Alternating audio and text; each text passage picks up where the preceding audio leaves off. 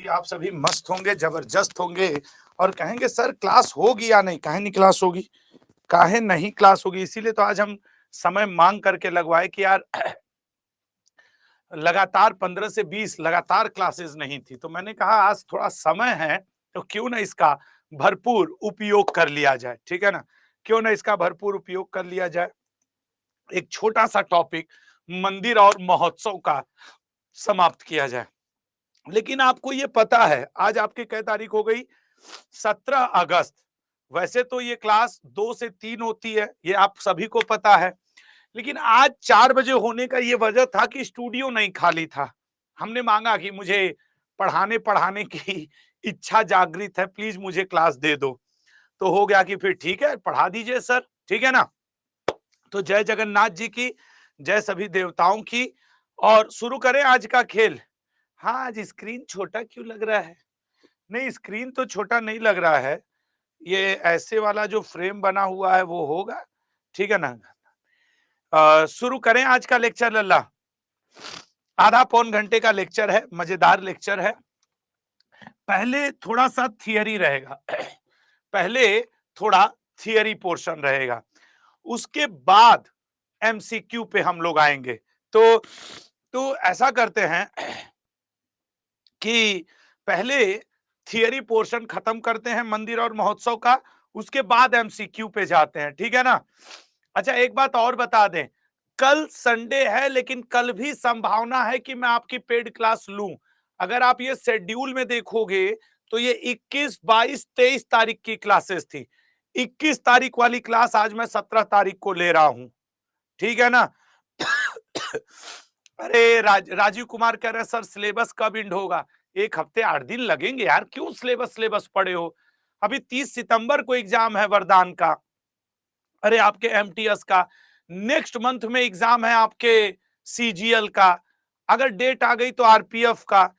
मैं तो इसको 1 हफ्ते 8 दिन और है, ठीक है ना, 1 हफ्ते और दिन और है। सर केस कितना क्वेश्चन आता है? देखो यार, करेंट अफेयर से तो ठीक ठाक क्वेश्चन रहते हैं। अब मैं ये करूं, एक लड़का लिख रहा है सर बुक आ गई, अरे वाह बहुत बढ़िया, बधाई हो सर। अब मैं शुरू कर रहा हूं, ठीक है ना। अब मैं शुरू करूं मंदिर और महोत्सव। तो याद रखिएगा, ये मैं आपकी 21 तारीख, ये 21 अगस्त की क्लास, ठीक है ना, 21 अगस्त की जगह आज 17 अगस्त को क्लास हो रही है। रीजन है मैं आप लोगों को खाली बैठा हुआ था, 17 अगस्त क्लास चल रही है। नहीं, कई लोग कंफ्यूज हो जाएंगे, क्लास चल रही है। हाँ, नहीं कई लोग कंफ्यूज हो जाएंगे गुरु जी, तो लो बढ़िया लिख दिए। चूंकि छुट्टी है यार, शनिवार है, क्यों ना पढ़ ले। बल्कि मैं तो सोच रहा हूं 22 तारीख वाली भी कल 18 अगस्त को कर दूंगा। संडे दिन भर क्यों बैठे रहोगे? एड्रेस गलत नहीं बता रहा है, उसको कंफर्म करके आगे बढ़ो, एक बार अपने आप को चेक कर लो एड्रेस में बुक लेते समय। तो शुरू करते हैं, आपके कमेंट हटाने जा रहा हूं। पहले मैं थियरी पढ़ाऊंगा, उसके बाद एमसीक्यू पे आऊंगा, ठीक है ना। पहले थियरी फिर एमसीक्यू। चलिए आपके कमेंट ऑफ कर रहा हूं मैं, आपके कमेंट ऑफ कर रहा हूं मैं, ऑफ कर दिया है मैंने आपका कमेंट। तो अब आप कमेंट थोड़ी देर नहीं कर पाएंगे। तो अब चलो, अब मैं आपको पढ़ाता हूं मंदिर और महोत्सव। मंदिर और महोत्सव प्रमुख रूप से जिस समय गुप्त वंश चल रहा था भारत में, अगर आप मंदिर का इतिहास देखोगे, मंदिर का, तो मंदिर का इतिहास गुप्त काल के समय से शुरू होता है। भारत में मंदिर बनाने की जो कला, मंदिर बनाने की कला, ये art of making temple started from गुप्त डायनेस्टी। गुप्त वंश के जो लोग थे मुख्य तौर पे एंशिएंट हिस्ट्री में ये वैष्णव धर्म को मानते थे, विष्णु जी की पूजा करते थे।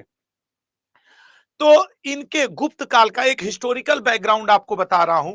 गुप्त काल के समय एक कॉन्सेप्ट आया अवतारवाद, ये कई बार ऐसे भी पूछ देता है अवतारवाद। तो जो अवतारवाद का सिद्धांत है, ये क्या होता है सर अवतारवाद? थियरी ऑफ अवतारवाद क्या है? जैसे भगवान राम विष्णु भगवान जी के अवतार हैं, या हनुमान जी शंकर जी के अवतार हैं, या शेषनाग का अवतार जो आपके बलराम जी हैं, श्री कृष्ण जी विष्णु जी के अवतार हैं। ये जो अवतारवाद का सिद्धांत है वो गुप्त काल के समय आया और उस समय भारत में मंदिर बनाने की सबसे बड़ी कला विकसित होने लगी। तो जब गुप्त काल आया तो भारत में 3 तरीके की मुख्य मंदिर बनाने की शैली विकसित हुई। एक शैली को कहा गया नागर शैली, जो मुख्य रूप से उत्तर भारत के साइड फैली थी। एक शैली को कहा गया द्रविड़ शैली, जो मुख्य रूप से साउथ इंडिया में फैली थी, और एक नागर और द्रविड़ का मिक्स थी जिसे कहा गया बेसर शैली। ये मुख्य रूप से कर्नाटक साइड फैली हुई थी। तो मंदिर अब देखो, मंदिर बनाने की कई शैली हैं। अब इन्हीं के अंदर क्षेत्रीय शैली, जैसे नागर शैली के अंदर ओडिशा शैली आता है, बुंदेलखंड शैली आता है, अवध शैली आता है, कई प्रकार की और तरीके हैं मंदिर बनाने के, लेकिन मुख्य यही 3 हैं। आइए जरा इन 3 पे निगाह डालते हैं। पहले थियरी फिर एमसीक्यू पे जाएंगे। नागर शैली, नागर शैली उत्तर भारत में मंदिर बनाने की 5th सेंचुरी में आई थी। उत्तर भारत में मंदिर बनाने की स्टाइल है नॉर्दर्न पार्ट ऑफ इंडिया, मतलब यूपी, एमपी, बिहार, छत्तीसगढ़, राजस्थान, हिमाचल प्रदेश, जम्मू कश्मीर, पंजाब, हरियाणा, उत्तर प्रदेश, हर जगह नागर शैली। नागर शैली का देखो खासियत क्या होता है, जो मैं कहूं उसको याद रखना। नागर शैली में जल का कोई टैंक या जलाशय नहीं होता। आप उत्तर भारत के किसी मंदिर में जाओ, बड़ी मंदिर को जरा सोचना, क्या मंदिर के अंदर, मंदिर परिसर के अंदर खास करके तुमने कोई नदी तालाब देखा है? नहीं देखा होगा।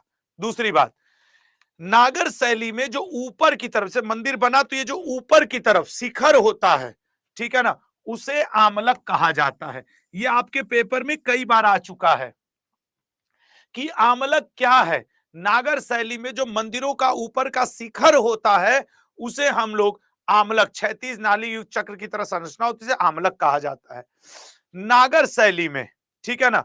मंदिर के ऊपर बेसिकली एक कलश टाइप की आकृति बना देते हैं, गोलाकार आकृति, उसे कलश कहा जाता है, ठीक है ना, उसे कलश कहा जाता है।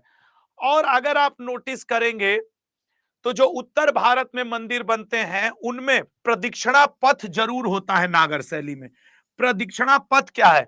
मंदिर के चारों ओर हम लोग ऐसे चक्कर नहीं लगाते, ओम नमः शिवाय ओम नमः शिवाय, ऐसे ऐसे करके जो चक्कर लगाते हैं मंदिर के चारों तरफ, वो है आपका प्रदक्षिणा पथ, जिसे गांव के भाषा में गोठना, चक्कर लगाना, चारों दिशाओं में प्रभु के या भगवान के, तो उसे, ये सब नागर शैली की विशेषता है। आपसे पेपर में ये पूछता है कि आमलक क्या है, किस शैली में कोई जल या टैंक या जलाशय या टैंक मंदिर परिसर में नहीं होता है, या कलश किस पर में है, प्रदक्षिणा पथ किस में है। नागर शैली की प्रमुख मंदिर जो आपके पेपर में आते हैं वो ये हैं। हालांकि ये पूछे हुए हैं, इट डजंट मीन कि और नहीं पूछेगा। अब जैसे फॉर एग्जांपल हम बनारस के हैं, बनारस में काशी विश्वनाथ जी का मंदिर है, काशी विश्वनाथ जी। अब यह किस शैली में है? नॉर्थ इंडिया में है, नागर शैली में है। आप उज्जैन में महाकालेश्वर मंदिर चले जाइए, आप उधर त्र्यंबकेश्वर मंदिर महाराष्ट्र साइड निकल जाइए, जो बड़ी बड़ी उत्तर भारत में मंदिर पड़ रहे हैं सब नागर शैली में है। क्लियर हुआ? सब नागर शैली में है। तो अगर सभी को नागर शैली क्लियर हुआ हो तो 111 लिखे, मैं अगली शैली पे जाऊं। अगर देखो अभी थोड़ा सा थियरी, फिर मैं प्रैक्टिस भी तुरंत करवाऊंगा। तो ये मोढेरों का अगर क्लियर हुआ हो कि आमलक क्या है, कलश क्या है, प्रदक्षिणा पथ क्या है, नागर शैली क्या है, किस राज्य में किस तरफ फेमस है, कैसे मंदिर नागर शैली के अंतर्गत आते हैं, ठीक है ना, कैसे मंदिर। अगला पॉइंट, द्रविड़ शैली। अब आप कमेंट रोक दो लल्ला, थियरी पहले पढ़ लो फिर एमसीक्यू पे आएंगे। द्रविड़ शैली, द्रविड़ शैली जैसा कि मैंने आपसे पहले ही कहा, अगर मैं ये कहूं कि यह मुख्य तौर पे दक्षिण भारत साइड फैले हुए थे, मुख्य तौर पे दक्षिण भारत साइड फैले हुए थे, तो आप क्या कहेंगे? क्योंकि ये कृष्णा नदी और कुमार अंतरीप, मतलब उधर कन्याकुमारी साइड ये फैले हुए थे। मुख्य रूप से द्रविड़ शैली को महेंद्र वर्मन, पल्लव शासक महेंद्र वर्मन ने विकसित करवाया था, ठीक है ना। महेंद्र वर्मन ने मुख्य रूप से इसको विकसित करवाया था, द्रविड़ शैली को, मंदिर बनाने की कला। अब इस महेंद्र वर्मन के द्वारा शुरू की गई ये जो एक कला थी, हालांकि इनसे पहले से थी, लेकिन एक चीज होता है ना कि फेमस किसके समय हुई, तो फेमस इसी के समय हुई थी, ठीक है ना, फेमस इसी के समय हुई थी, ये बात आप याद रखेंगे। अच्छा आइए जरा देखते हैं ये द्रविड़ शैली की कुछ विशेषता। जब आप द्रविड़ शैली के मंदिरों में जाओगे तो खूब बड़ा सा गेट रहेगा। ये जो गेट होगा द्रविड़ शैली के मंदिरों का, उसको कहा जाता है गोपुरम, ठीक है ना, उसको कहा जाता है गोपुरम। मंदिर परिसर, जब भी आप द्रविड़ शैली के मंदिर में जाओगे तो एक बीच में मेन मंदिर होगा, द्रविड़ शैली में मेन मंदिर होगा या गर्भगृह, और इसके चारों तरफ 4 गौड़ मंदिर होंगे, छोटे छोटे स्मॉल मंदिर जरूर बने होंगे, ठीक है ना। मतलब आप इनको कह सकते हो छोटे मंदिर, यहां पे छोटे मंदिर, ऐसे जो मंदिर हैं जो small temple small temple small temple, ये जो है ये द्रविड़ स्टाइल है। और इनकी मंदिरों के दीवारों पर देवी देवता बने रहते हैं, देवी देवता मंदिरों के दीवारों पर भी बने होते हैं। और जो गेट होता है इसका, इस गेट को क्या कहा जाता है, गोपुरम कहा जाता है, गोपुरम। आपने देखा होगा साउथ इंडिया की बहुत सारी मंदिरों को, याद रखना कि ये जो द्रविड़ शैली के मंदिरों में पिरामिड नुमा शिखर होते हैं, पिरामिड नुमा, जो घुमावदार नहीं बल्कि ऊपर की ओर सीधे होते हैं पिरामिड की तरह। और इन शिखर को, द्रविड़ शैली वाले शिखर को क्या कहते हो, विमान कहा जाता है। जबकि आप अभी नागर शैली में जब पढ़े तो आपने आमलक शब्द पढ़ा, कलश शब्द पढ़ा, यहां पे आप क्या पढ़ रहे हो, गोपुरम, बड़े बड़े गेटों को, विमान शब्द, जो ऊपर के शिखर हैं उनको विमान कहा जा रहा है। अच्छा, द्रविड़ शैली, द्रविड़ शैली में हमेशा याद रखिएगा कि नागर मंदिरों की तरह गोलाकार नहीं होते, ये सीधे होते हैं। अच्छा, द्रविड़ शैली की मुख्य मंदिरों की खासियत जरा देखते हैं। एक सभा हॉल गर्भगृह से एक गलियारे से जुड़ा होता है जिसे अंतराल कहा जाता है। जो मेन मंदिर होता है जिसे गर्भगृह कहते हैं, जिसमें शिवलिंग या गणेश जी, पार्वती जी, शंकर जी, विष्णु जी, जिसकी भी मूर्ति मान लो, तो उसको गर्भगृह, जिसमें मुख्य देवता विराजमान होते हैं, वो गर्भगृह मान लो ये है, यहां पे मान लो शंकर जी विद्यमान है, ये शंकर जी का शिवलिंग है, ये गर्भगृह है। तो कह रहा है हॉल गर्भगृह से एक गलियारे से, तो यहां पे एक हॉल जरूर होगा। और इस गर्भगृह से, गर्भगृह मतलब जो मेन मंदिर है, गर्भगृह, इस गर्भगृह से ये जो हॉल है एक गलियारा से जुड़ा होगा, गलियारा। और इस गलियारा को क्या कहा जाता है, अंतराल। ये आपसे पेपर में पूछता है कि अंतराल क्या है द्रविड़ शैली में। तो द्रविड़ शैली में जो मुख्य मंदिर है वो एक हॉल से जुड़ा होता है, जिसके बीच में एक गलियारा होता है, कॉरिडोर होता है, उसे अंतराल कहते हैं। और एक बात और, जो ये गर्भगृह है, जो ये गर्भगृह है, प्रवेश द्वार पर द्वारपाल, मिथुन और यक्ष, यहां पे एक मूर्ति द्वारपाल की, यहां पे एक मूर्ति यक्ष की, और यहां पे एक मूर्ति साइड में जहां जगह मिल जाए वो आपके मिथुन की जरूर होती है। द्वारपाल, यक्ष और मिथुन, ऐसे फिर गर्भगृह, फिर हॉल, जिसे आप कह रहे हो अंतराल। अच्छा, मंदिर के अंदर निश्चित तौर पे एक टैंक होगा, पानी का टैंक होगा मंदिर के अंदर, जबकि याद करो नागर शैली में ऐसा कोई टैंक नहीं होता है। खास करके उत्तर भारत में नागर शैली है। आप कोई मंदिर सोचो जो बड़ी प्रसिद्ध पुरानी मंदिर हो, उसमें मंदिर के अंदर ही एक तालाब हो, बड़ा सा टैंक बनाया गया, ऐसा नहीं है। जैसे मैंने जिन मंदिरों को देखा, जैसे मैं बनारस से हूं, काशी विश्वनाथ मंदिर, कोई टैंक अंदर नहीं है क्योंकि वो नागर शैली है, ठीक है ना। अगला पॉइंट, द्रविड़ शैली में बने प्रमुख मंदिर, तंजौर का बृहदेश्वर मंदिर, गंगईकोट चोलपुरम का मंदिर, ये सब उसके एग्जाम्पल हैं। और आपके पेपर में अक्सर तो यही पूछता रहता है, तंजौर का बृहदेश्वर मंदिर। अच्छा, द्रविड़ शैली क्लियर हुआ सभी को कि सर गोपुरम क्या है और आपके क्या कहा जाता है, शिखर क्या है, और यक्ष क्या है, द्वारपाल आपके खुले हुए हैं लल्ला, अंतराल क्या है, 111 लिखो अगर द्रविड़ का थियरी क्लियर हुआ हो तो। और सुनो, कल संडे है, मैं कल भी एक लेक्चर आपका सोच रहा हूं सीएम और गवर्नर का ले लूं, सही है ना? कल भी 1 घंटा पढ़ा दूं ना, 1 घंटा नहीं तो 40 मिनट पढ़ लो, क्योंकि रक्षाबंधन के दिन तो पढ़ाई होगी नहीं, वो दिन छुट्टी दे दूंगा। तो अगर आप लोग रेडी हो कि हाँ सर कल भी आप एक लेक्चर लगवा लीजिएगा, मैं जब भी लगवाऊंगा तो दोपहर में ही लगवाऊंगा। मुझे उम्मीद है 2 बजे से लेके 5 बजे के बीच में तुम लोग एक बार चेक जरूर कर लेना अपना, ठीक है ना? 2 बजे से एक बार चेक जरूर कर लेना लल्ला। कल मैं एक टॉपिक और पढ़ा दूं, सीएम गवर्नर, ये पूछता ही पूछता है ना मुख्यमंत्री, आधा पौन घंटा होगा लेकिन कर लेना, ठीक है ना? खैर, द्रविड़ शैली तो ये हो गया। अब आइएगा, ये तो इसका निर्माण ये हो गया।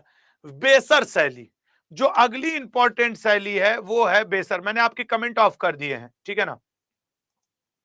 मैंने आपके कमेंट ऑफ कर दिए हैं। जो अगली है इंपॉर्टेंट, ठीक है ना? प्रियांशु यार बुक ना 20, देखो अभी ना रक्षाबंधन भेजने में इतने बिजी हैं पोस्ट ऑफिस वाले, कुरियर वाले, कि उनकी तरफ से अड्डा को ये मैसेज किया गया है कि जो बुक सर 3 दिन 4 दिन में पहुंचनी चाहिए थी वो 6 दिन 8 दिन में। तुम देख लेना, लोगों का रक्षाबंधन भी टाइम पे नहीं पहुंचेगा।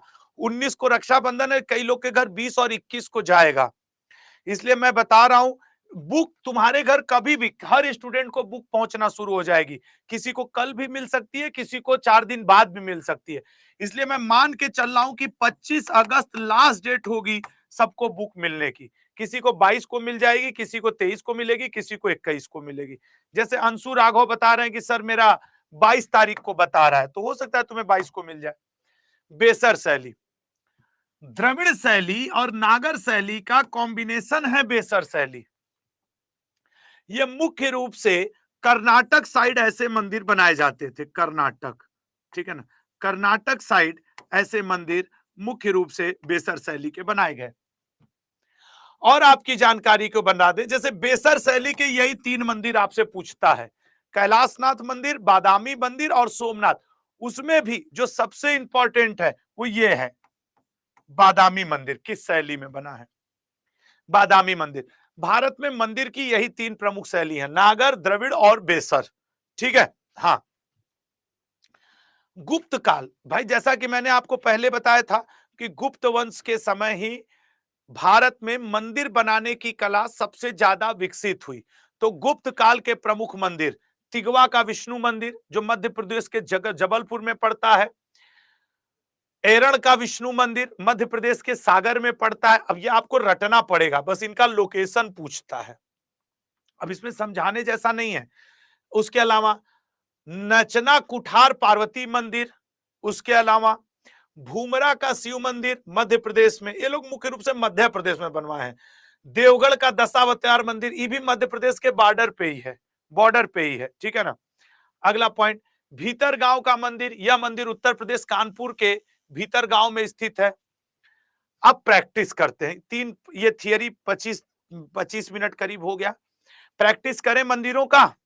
और ये वो क्वेश्चन रहेंगे जो आपके पेपर के लिए संभावित होंगे, संभावित प्रश्न, मतलब मोस्ट एक्सपेक्टेड पेपर मैं यहां पे आपके साथ डिस्कस करने जा रहा हूं। कोशिश करिएगा कि आपको याद हो जाए, जो याद होंगे आंसर करना, जो नहीं याद होंगे पीडीएफ तो दूंगा ही, याद करना। तो मैं आपके कमेंट ओपन कर रहा हूं, आप लोग आंसर करना आप शुरू करिएगा, ठीक है? आंसर करना शुरू करेंगे, रेडी हो सब लोग? कमेंट ओपन है लल्ला, कमेंट ओपन है, ठीक है ना? और ये 25-30 है फेमस फेमस, बाकी आप अपने से जितना पढ़ सकते हो पढ़ो, ये इंपॉर्टेंट है। भारत में मुख्यतः कितने शैली में मंदिरों का निर्माण किया जाता है, बताइएगा? भारत में मुख्यतः कितने शैली में मंदिरों का निर्माण किया जाता है? 3, नागर, बेसर और द्रविड़ शैली। अगला पॉइंट, नेक्स्ट, नागर शैली के मंदिरों में ऊर्ध्वाधर शीर्ष पर क्षैतिज नाली युक्त चक्र को क्या कहा जाता है? अब सोचो, ये तुमको करना आसान हो गया कि नहीं? और सोचो जो नहीं पढ़ा होगा उसको तो बस रटे रहेगा कि विश्वनाथ मंदिर बनारस, वो ये सब पॉइंट पढ़ के जाएगा, नहीं पढ़ के जाएगा। तो सर ये ऑप्शन तो होगा नहीं, ये ऑप्शन तो होगा नहीं। नाली युक्त चक्र को क्या कहा जाता है? आमलक, आमलक कहा जाता है। अगला पॉइंट, खजुराहो का मंदिर किस राज्य में स्थित है? सर खजुराहो का मंदिर किस शैली में है? नागर शैली में। कहां पे स्थित है? मध्य प्रदेश, खजुराहो में।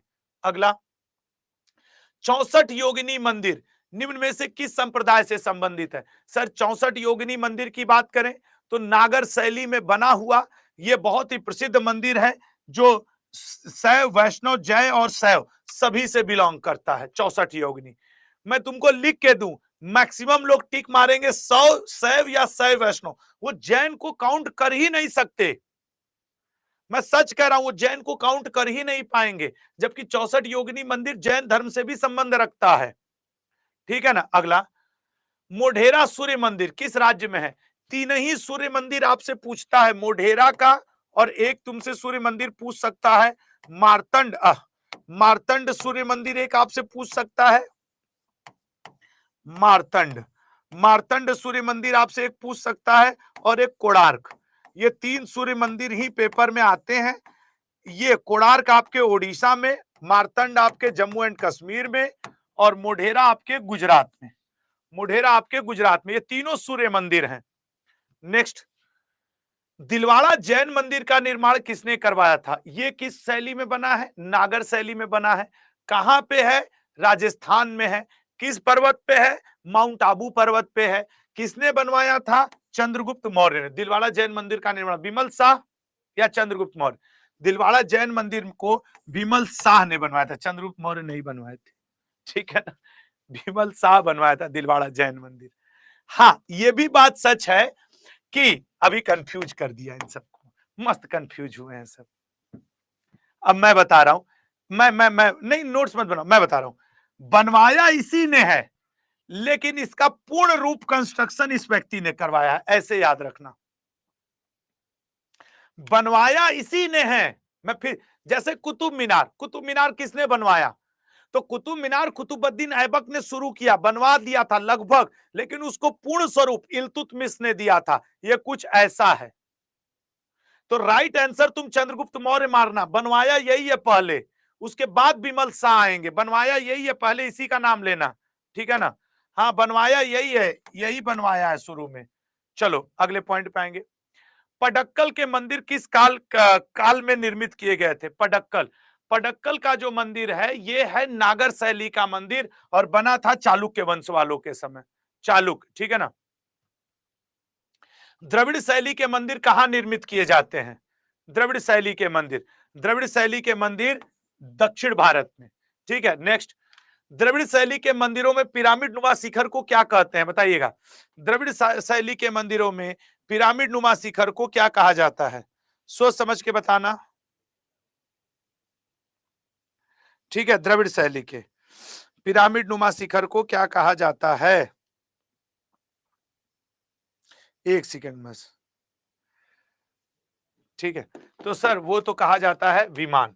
अगला, द्रविड़ शैली के मंदिर में गर्भगृह के प्रवेश द्वार पर किसकी मूर्तियां स्थापित नहीं है? बताओ।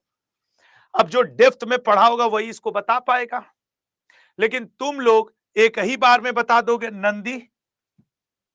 तुम लोग तो भैया पढ़ लिए ना, एक ही बार में इसका आंसर कर दोगे। नेक्स्ट, ठीक है ना। तंजौर के मंदिर का निर्माण किस शासक के शासनकाल में कराया गया था?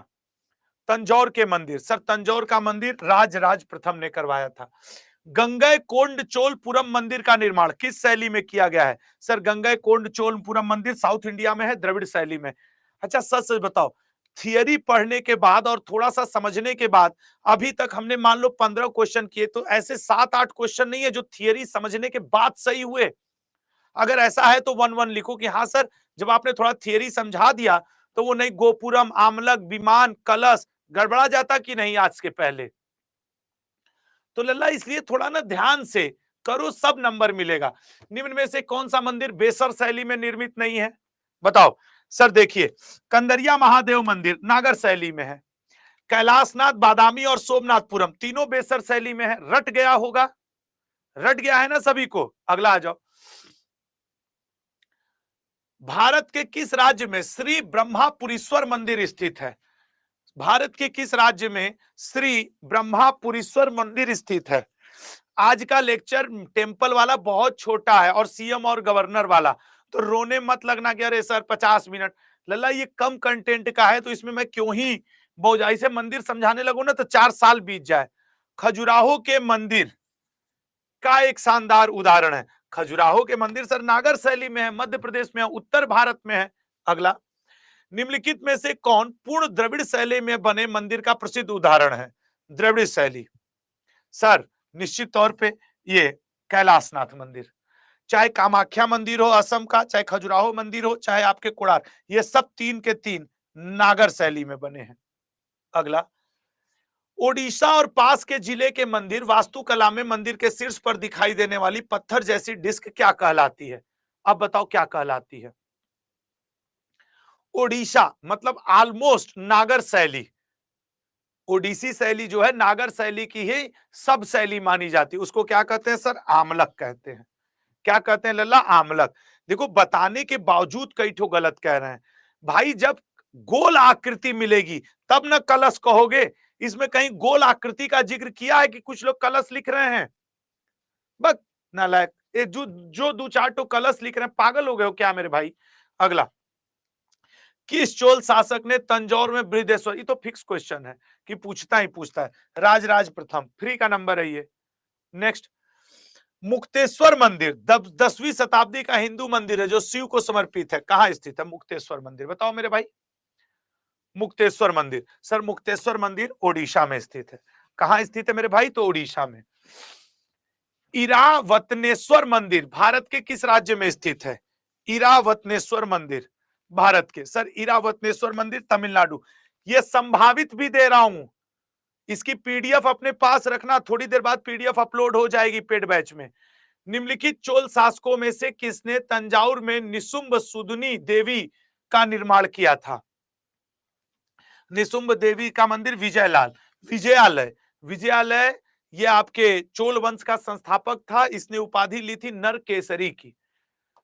मध्य प्रदेश में खजुराहो मंदिर किस मंदिर वास्तुकला का एग्जाम? मध्य प्रदेश है, मध्य भारत हो गया, उत्तर भारत सर नागर शैली, ठीक है ना, नागर शैली। अगले पे आ जाओगे, नागर शैली मतलब ये लिखा है तो ये तो साइलेंट है यार, एक उसके लिए क्या करोगे, ठीक है ना, ये साइलेंट है यहाँ पे। हाँ रंग दे नहीं, कुछ कहेंगे कि गुरुजी नगरा लिखा है, वो किसी के भी आपत्ति को तुम नहीं समझ सकते हो भाई। खैर अगला, निम्नलिखित में से कौन सा त्योहार गुवाहाटी के कामाख्या मंदिर से जुड़ा है? अंबुबाची, फिक्स क्वेश्चन है ये, अंबुबाची, ठीक है ना। एलोरा में किस प्रसिद्ध राष्ट्रकूट राजा ने कैलाश के राककट मंदिर का निर्माण करवाया था? राककट, तो राककट मंदिर का निर्माण राष्ट्रकूट राजा कृष्ण प्रथम ने। राष्ट्रकूटों का संस्थापक कौन था? हिस्ट्री में पूछता है, दांतेदुर्ग। और इनकी राजधानी कहां थी? मानेखेट, मानेखेट नाम की जगह राष्ट्रकूटों की राजधानी थी। उत्तर भारत में मंदिर वास्तुकला की लोकप्रिय शैली को क्या कहते हैं? सर नागर शैली कहते हैं, ठीक है ना। फिर देखो यही रंगना पड़ेगा, नागर शैली कहते हैं, ठीक है ना, क्योंकि ट्रांसलेट करो ना तो वो आ ही जाता है नगरा नागर वो, ठीक है ना, तो नागर शैली कहा जाता है, वो आप ध्यान रखें। ठीक है चलो अगले पॉइंट पे आते हैं। तंजावुर में बृहदेश्वर मंदिर भारत के सबसे बड़े मंदिरों में से एक, और यह किस अवधि के दौरान द्रविड़ वास्तुकला? सर आप हम लोग बात किए थे चोल के दौरान, चोल वंश के दौरान। मदन मोहन मंदिर एक केंद्रीय संरक्षित स्मारक है, भारत के किस राज्य में है? जो लोग इस क्लास को देख रहे हो याद रखना, ये संभावित पेपर भी है। जो मंदिर वाले 1-2 क्वेश्चन आपके पेपर में आते हैं ना, आप सिर्फ इस क्लास को ध्यान से देख के जाना, आपको वो शायद 1-2 नंबर मिल जाएगा प्रभु चाहेंगे तो, ठीक है ना। उत्तर प्रदेश मदन मोहन मंदिर। महाबोधि मंदिर एक प्राचीन बौद्ध मंदिर है, यह भारत के किस राज्य में स्थित है? सर ये तो रटे हुए हैं, बिहार में है, ठीक है ना। अब इस पे क्या समय दिया जाए? भारत के किस राज्य में बौद्ध गुफा मंदिर बराबर की गुफाएं? सर ये बराबर की गुफाएं वही हैं जहां कृष्ण, चौपार, विश्व झोपड़ी और सुदामा नाम से 4 गुफाएं हैं। आजीवक धर्म वालों के रहने के लिए अशोक ने बनवाया था, क्योंकि अशोक के पिता जो बिंदुसार थे वो आजीवक धर्म को मानने लगे थे। तो गया में है ये बिहार की गुफा, बराबर की गुफाएं। गया कहां पड़ता है? बिहार में। नगरा मंदिर में आमतौर पर वास्तुकला, नागर मंदिर में वास्तुकला, सर उत्तर भारत में नागर मंदिर। अगला, कोणार्क के सूर्य मंदिर का निर्माण किस राजा के शासनकाल में हुआ था? कोणार्क के सूर्य मंदिर का निर्माण, सर कोणार्क के सूर्य मंदिर का निर्माण नरसिंह देव प्रथम। टेराकोटा मंदिरों के लिए प्रसिद्ध विष्णुपुर निम्नलिखित में से किस राज्य में स्थित है? टेराकोटा मंदिरों के लिए प्रसिद्ध विष्णुपुर निम्नलिखित में से किस राज्य में स्थित है? विष्णुपुर स्थित है पश्चिम बंगाल में। अगला, एलोरा की गुफाओं में कितने मठ और मंदिर हैं? सर एलोरा की गुफाओं में 34। अंदर गांव या भीतर गांव मंदिर यह उत्तर प्रदेश के कानपुर के नजदीक गांव में स्थित है। किस गांव में है? अंदर गांव का मंदिर या उत्तर प्रदेश कानपुर के नजदीक गांव में स्थित है। हाँ हट, ये Hoysaleswara temple is located in which of the following, ये ठीक है ना। Hoysaleswara temple is located in which of the, Hoysaleswara मंदिर कहाँ है? कर्नाटक में है। एक्चुअली वो ये पूछना चाहता, मैं हिंदी वाला पढ़ा कंफ्यूज हो गया। निम्न में से किस राज्य में सबरीमाला श्री धर्म संस्थान है? सबरीमाला धर्म संस्थान केरल में है, ठीक है, केरल में। निम्नलिखित में से किस राज्य में श्री भ्रामरंबा मल्लिकार्जुन मंदिर स्थित है? बताओ, भ्रामरंबा मल्लिकार्जुन मंदिर, ठीक है ना, ये ए ऑप्शन आंध्र प्रदेश में स्थित है। कंदरिया महादेव मंदिर कहां है? सर मध्य प्रदेश में स्थित है, मध्य प्रदेश में खजुराहो में स्थित है। हरमिंदर साहब मंदिर, ये गलत हो गया था, हरमिंदर साहब अमृतसर, ये हम लोग एक दिन पढ़ रहे थे तो ये गलत हो गया था। शायद मैं परसों यूट्यूब पे पढ़ा रहा था तो ये क्वेश्चन आया था और तब ये गलत हुआ था और मुझे बड़ा दिक्कत हुआ था। अब भारत के प्रमुख महोत्सव जरा पढ़ो, महोत्सव का आप क्वेश्चन कुछ कर लिया जाए। एक्सपेक्टेड बताना, अब इनका बस, अब महोत्सव में कोई थियरी तो होता नहीं है, जैसे मंदिर में तो कुछ थियरी है भी, महोत्सव में क्या थियरी बताऊं? तो चलिए अगला करिएगा। नबन्ना नामक फसल उत्सव निम्न में से किस राज्य में मनाया जाता है? नबन्ना नामक फसल उत्सव निम्न में से किस राज्य में मनाया जाता है? नबन्ना नामक उत्सव निम्न में से किस राज्य में मनाया जाता है? बताओ, एक सेकंड जरा रुकना।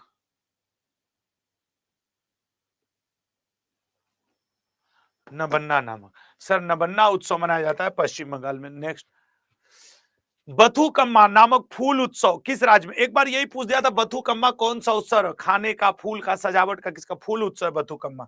तेलंगाना में। नेक्स्ट, याओ सांग उत्सव किस राज्य में मनाया जाता है? याओ सांग उत्सव, सर याओ सांग उत्सव मणिपुर में। अगला, ऊंट का प्रसिद्ध व्यापार निम्न में से किस वार्षिक से संबंध है? पोंगल, पतंग, पुष्कर या कुंभ? सर पुष्कर मेला अजमेर में लगता है। बोहाग बिहू निम्न में से किस राज्य का प्रसिद्ध त्योहार है?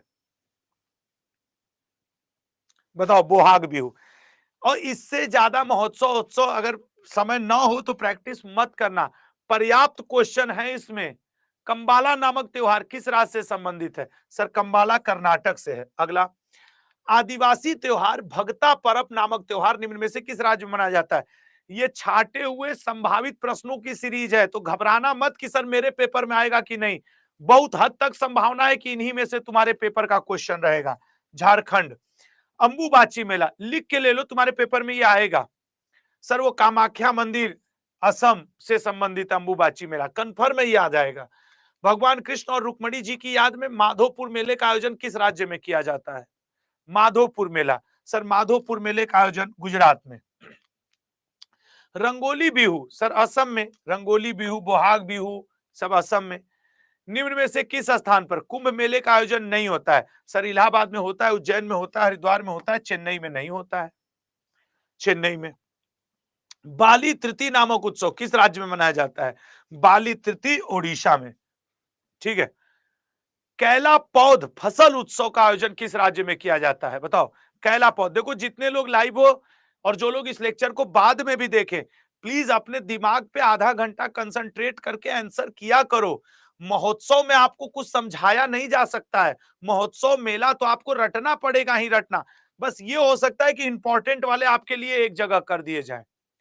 दसनई फेस्टिवल का आयोजन किस देश में किया जाता है? दसनई फेस्टिवल नेपाल में। अगला, खिचड़ी, उत्तरायण और लोहड़ी निम्न में से किस त्योहार का दूसरा नाम है? ठीक है ना, किस त्योहार का दूसरा नाम है? बताओ। सर संक्रांति कहीं दिया है, मकर संक्रांति या संक्रांति? बताओ कहां है भाई? Makar Sankranti, C option. अगला, मध्य प्रदेश के किस शहर में कुंभ के मेले का आयोजन किया जाता है? सर उज्जैन में किया जाता है, क्षिप्रा नदी किनारे, जहां महाकालेश्वर मंदिर भी है। पूर्ण कुंभ मेले का आयोजन कितने वर्षों में एक बार किया जाता है? पूर्ण कुंभ का आयोजन, पूर्ण कुंभ का आयोजन सी ऑप्शन 12 वर्षों में एक बार। अर्धकुंभ 6 वर्ष। जांकू नामक फेस्टिवल निम्न में से किस देश में मनाया जाता है? जांकू, जो जांकू फेस्टिवल है ये इंपॉर्टेंट है, नेपाल में। अगला, अली आई लिगांग, ये पिछली बार एमटीएस में आया था, नामक त्योहार निम्न में से किस राज्य में से संबंधित है? अली आई लिगांग असम से संबंधित है। पूर्वजों की पूजा से संबंधित मी दम मी फी नामक फेस्टिवल किस राज्य में मनाया जाता है? पूर्वजों की पूजा से संबंधित मी दम मी फी, तो मी दम मी फी असम में मनाया जाता है। जल्लीकट्टू फेस्टिवल का आयोजन निम्न में से किस राज्य में किया जाता है? तमिलनाडु में। अगला, गुगा नवमी नामक धार्मिक किस राज्य में त्योहार मनाया जाता है? गुगा नवमी, गुगा नवमी हरियाणा में होता है।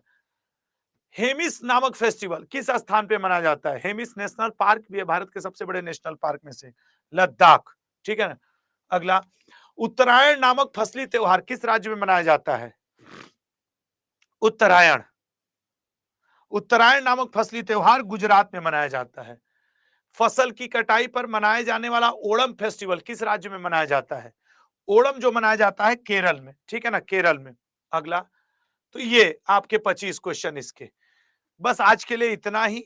मैं उम्मीद करूंगा कि इसको आज, अच्छा एक बात याद रखना, कल संडे है लेकिन बावजूद इसके हम लोग इसको कल हम लोग सीएम और गवर्नर का लेक्चर ले सकते हैं, ठीक है ना। एक बार 2 बजे के आसपास अपने पेड बैच के शेड्यूल को जरूर चेक करना कि क्या कल कोई क्लास लगी है। मैं कोशिश करूंगा कि लग जाए। कुछ स्टूडेंट्स मुझसे बुक के बारे में पूछ रहे हैं, मैं बुक के बारे में ये बता दूंगा कि बुक यार देखो रक्षाबंधन की वजह से जरूर ऐसे ये पहुंच जाती 2-4 दिनों में या 5 दिन में, लेकिन चूंकि इस समय डाकिया ना सबसे ज्यादा एक्टिव है कुरियर वाले रक्षाबंधन पहुंचाने में, और शायद ही आपको जेन्युइन प्रॉब्लम लगे, तो जो हमने पता किया है 20 तारीख से 25 तारीख के बीच में सभी के पास बुक पहुंच जाएगी। अब वो संभव है किसी के पास 25 को पहुंचे, किसी के पास 22 को, किसी के पास 20 को, किसी के पास 23 को, ठीक है ना। और पीडीएफ 1 घंटे बाद अपलोड करूंगा, वो जो एक क्वेश्चन गलत नहीं था उसको सुधरवा करके, ठीक है ना। जय हिंद, जय भारत। आज के लिए इतना ही। Thank you so much, bye bye, जय हिंद, जय भारत।